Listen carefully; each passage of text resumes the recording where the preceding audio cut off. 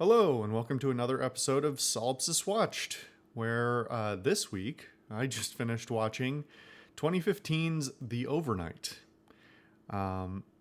So, right off the bat, I watched this because I had been going back through some older Red Letter Media videos, and this was a movie that Mike had mentioned being surprised by and enjoying. And it was just bizarre enough that I put it on my list. It is only 78 minutes long, and it is extremely low budget, although it doesn't really show it. I'll get to that in a bit. Had a budget of $200,000 and went to Sundance and then got a very limited release. But it turned out 1.1 million on $200,000, so it's okay. It worked out for them. It is billed as a sex comedy, which is not my jam. But I strongly disagree with the assessment that it is a sex comedy, for a variety of reasons.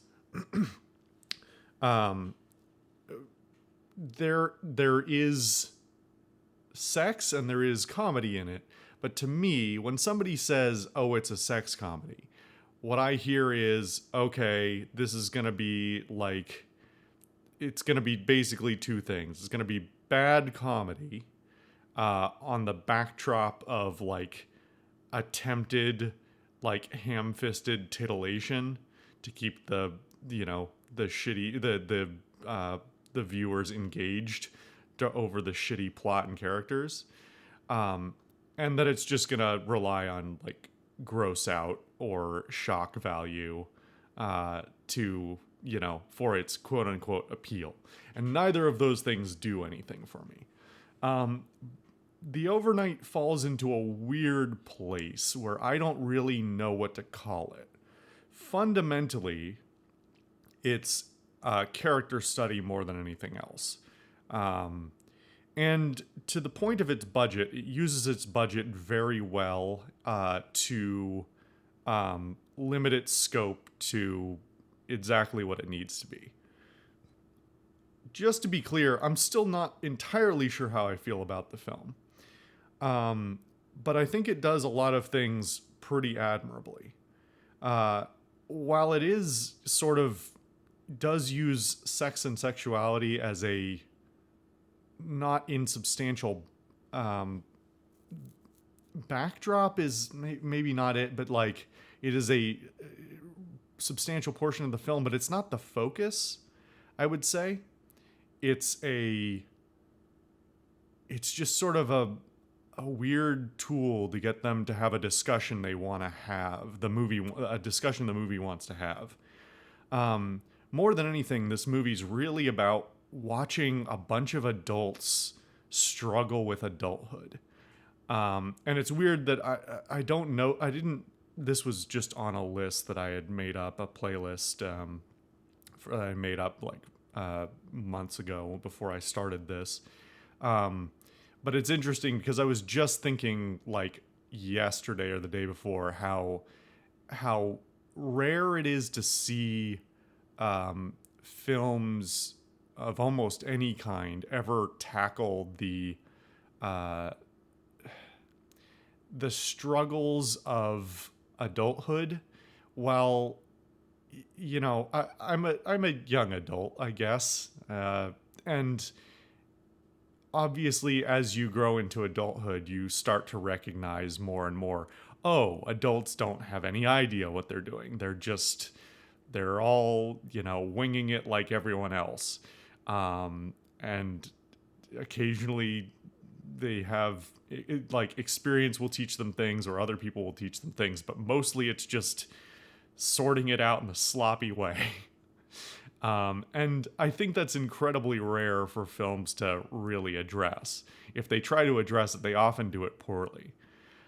This movie does a weirdly good job of painting a bunch of characters who are all a little confused and trying their best and not quite getting it right, but it's not leveraged in a like it's not leveraged in a way that would be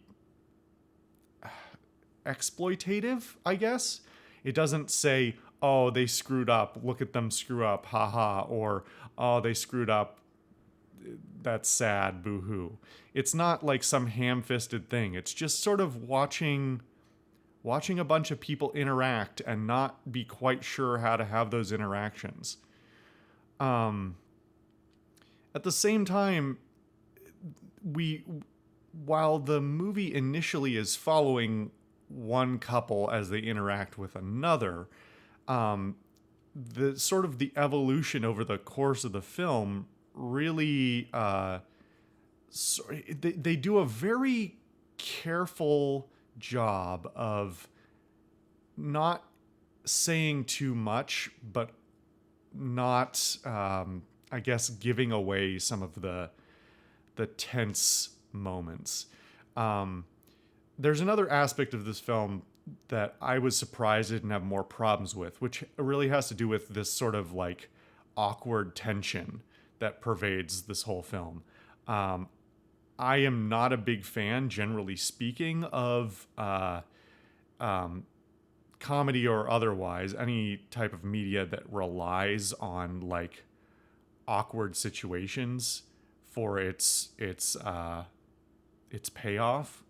Um, but this film does a shockingly good job of like just towing the line where it eases you in and it makes things a little bit awkward, but it's not like you never get the feeling of, oh, this awkward moment is brought to you by writers who wanted an awkward moment.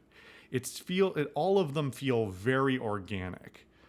But at the same time, it eases you in through the course of the film in this very surprisingly careful way. And it's not until you step back from it and go, what am I what is this? And you're not really sure, but you're not offended by it. It's never too awkward. It's never too bizarre. It doesn't make any big jumps where it's like, oh, now you're in this now. It's just gonna be weird. Um, it's surprisingly, I hesitate to say subtle, because it's not subtle. It's it's rather overt. Um, but it never falls into any of those things that I talked about before, the like really heavy awkwardness or the gross out like sex humor or anything like that. The like all of the aspects of it that could be leveraged in that way are played in a reasonably nuanced fashion, and it sort of makes a fairly believable, cohesive whole. At the same time, going through the plot, watching the characters interact with each other and not being entirely sure who has what motivations or like what are people's ulterior motives, or what are they saying, what are they not saying, what is the subtext to what they are saying, are all pretty well done. In general, the actors are all play their roles reasonably well. There's some like moments of not quite right, or there's at least one shot I can think of where they probably should have done another take, because somebody's breaking, but they just didn't, and it wasn't that big a deal. Yeah, that's just I don't know how to describe this film in any way. Even if I were to talk about the plot beats, I don't think that would really tell anyone anything. It does have like full frontal nudity, both male and female, and it's kind of bizarre. But again, it's not played for like titillation or it doesn't seem out of place. It's just sort of there. And on the whole, you definitely get the feeling that I think they were going for, which is just a bunch of adults having a weird night. Um, right at the end, it threatens to, like, well, on the whole thing, especially upon reflection, feels like an extremely slow train derailment. And I mean that in kind of a positive way, because that's sort of the idea, is just how much awkward can the characters in the film take. More often than not, like, the awkward situations in media are not treated as awkward. It's awkward to the viewer. It's not so awkward to the people that it's happening to. In this, it really seems to keep pace, where the characters all concede their place in this and how they feel about it in a well done way. And right at the end, it threatens to, like, take a hard turn and, like, buck you off at the last moment, and then it undercuts that in a really good way. I feel weird saying that, but it's done shockingly well, and I was cracking up. And then it just comes to sort of a smooth conclusion. I don't know whether I'll forget this movie tomorrow or remember it for the rest of my life. It's very strange, but there are certainly worse ways you could spend 78 minutes of your life. It's a weird one. It's a weird one, but I think I'm glad to have had the experience. It's very bizarre. Anyway, that's about the gist of my thoughts. I could talk about some of the other things, like the cinematography and the sets and stuff, but it's really not that relevant.